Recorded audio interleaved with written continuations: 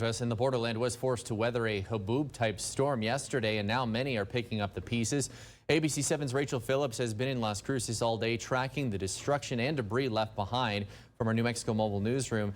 And Rachel, we gave people a sneak peek at just how serious this situation was, particularly for the home where you're at right now.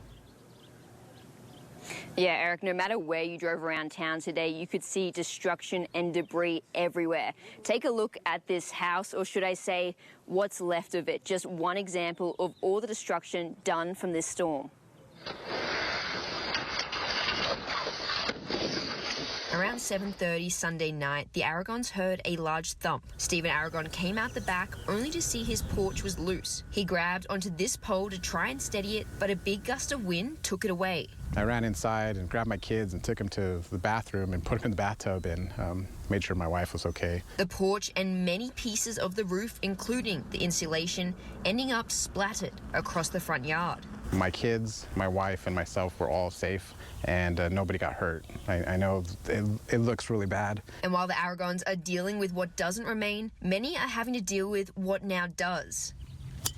About 7 trees fell down across NMSU's golf course, one even landing on a golf cart. When we were evacuating the course, obviously super poor timing, but a tree did fall on top of a customer's cart. The general manager telling me both of the passengers had to go to the ER, but didn't suffer any serious injuries.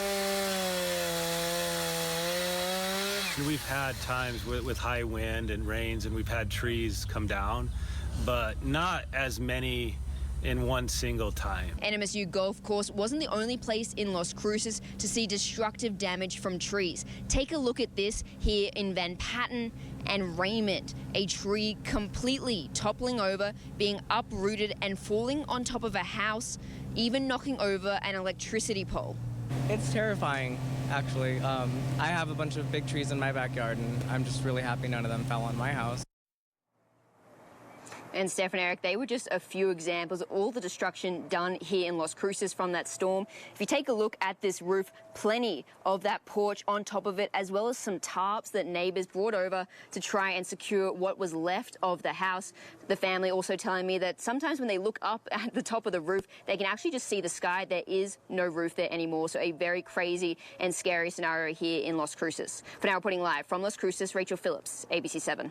No, it wasn't classified as a tornado, but it certainly reminds me of my time in the Midwest, where you do cover that type of damage that you see to the roof there, and where people all of a sudden are looking up at the sky from their living room. Well, the Doña Ana County Sheriff's Office told ABC 7 16 calls for service were made while the storms were occurring, mainly for down power lines.